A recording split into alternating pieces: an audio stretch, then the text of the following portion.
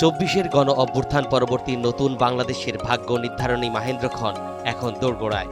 ১২ই ফেব্রুয়ারি বৃহস্পতিবার উৎসব মুখর ও শান্তিপূর্ণ পরিবেশে ভোট গ্রহণ শেষ হওয়ার পর এখন চলছে চূড়ান্ত ফলাফল ঘোষণার উত্তেজনাপূর্ণ অপেক্ষা।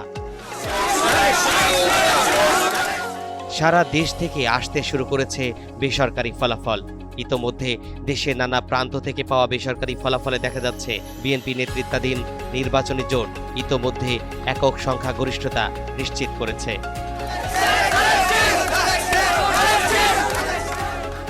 সর্বশেষ ২৪১টি আসনের বেসরকারি ফলাফল পাওয়া গেছে। এর মধ্যে ১৮২টি আসনেই জয় পেয়েছে বিএনপি জোট, ৫৬টি আসনে জয় পেয়েছে জামাতে ইসলামী জোট এবং ৩টি আসনে স্বতন্ত্র প্রার্থীরা বিজয়ী হয়েছেন।